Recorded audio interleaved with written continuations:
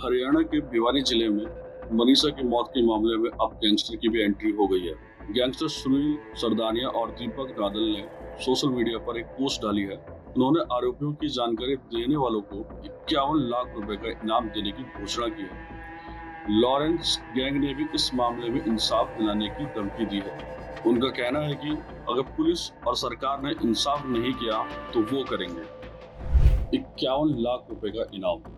Gangster Sunil सरदानिया और दीपक Nadal ने अपनी सोशल मीडिया पोस्ट में सभी बिरादरी के लोगों को संबोधित किया है। उन्होंने कहा है कि मनीषा के मामले में सभी इंसाफ की मांग कर रहे हैं, लेकिन प्रशासन कुछ भी नहीं कर रहा है। शायद प्रशासन पर भी किसी का दबाव है, इसलिए वे आरोपियों की जानकारी देने वाले को 51 लाख रुपए का इनाम देंगे।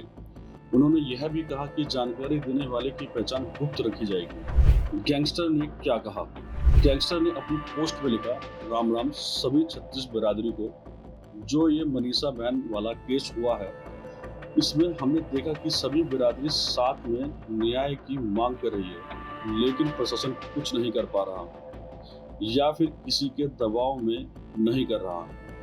उन्होंने आगे कहा, हम आज अपनी तरफ से 51 लाख के इनाम की घोषणा करते हैं। जो भी आरोपी के बारे में बताएगा उसे इनाम दिया जाएगा और उसकी पहचान सेफ रखी जाएगी। लॉरेंस गैंग के गोल्डी ढिल्लो ने क्या धमकी दी?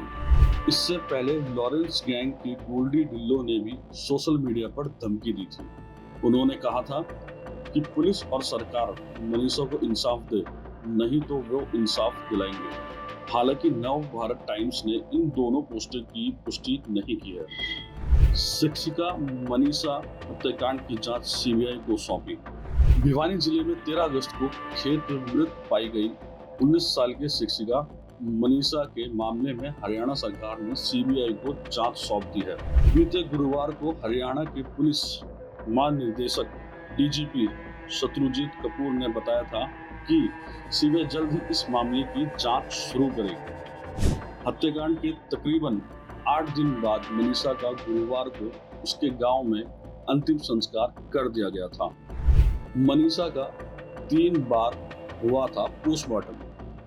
भिवानी और रोहतक के बाद बुधवार को दिल्ली के एम्स में उसका पोस्टमार्टम किया गया था, क्योंकि परिवार और ग्रामीणों ने पिछले पोस्टमार्टम पर संदेह व्यक्त किया था। कथित तौर पर मनीषा के गले पर कट का निशान था।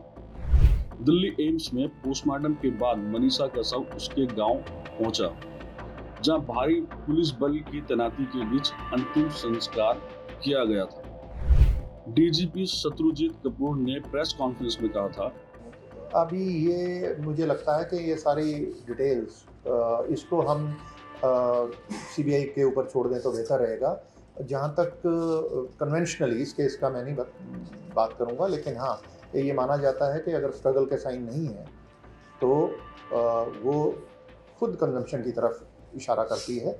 और ये एक जो डीएनए का टेस्ट होता है उसमें जो फिंगर नेल्स हैं, इनके अंदर जो हमारे डीएनए लेकर के वो टेस्ट करके वो रिपोर्ट ये कहती है कि कोई स्ट्रगल नहीं है। ये सारी चीज़ें अभी इन्वेस्टिगेशन में आएंगी और इसको अभी तक जहाँ तक मुझे ध्यान है कुछ सीन ऑफ क्राइम पे कुछ वो मिली हैं डिब्बे वगैरह, पर एग्जैक्टली इससे कनेक्टेड कौन सा है ऐसा कि वो अब निष्कर्ष पे पहुँचना, मैं आप यही रिक्वेस्ट करूँगा कि इस स्टेज पर कुछ भी कहना उचित नहीं है। इसको हम सीबीआई के ऊपर छोड़ें और सीबीआई का हम तुरंत केस बना के भेज रहे हैं और एक प्रक्रिया है, वो जैसी पूरी हो जाएगी तो उसमें केंद्र सरकार को भी एक नोटिफिकेशन करनी होती है। 2 नोटिफिकेशन होती हैं, एक पहले राज्य सरकार करती है, उसके बाद केंद्र सरकार करती है, तो उसमें थोड़ा समय लग जाता है। लेकिन हाँ, मनीषा के जहर खाने या किसी और की तरफ से खिलाने, सीसीटीवी व सुसाइड नोट से जुड़े सवालों पर डीजीपी ने कहा कि इन सभी तथ्यों की जांच सीबीआई करेगी।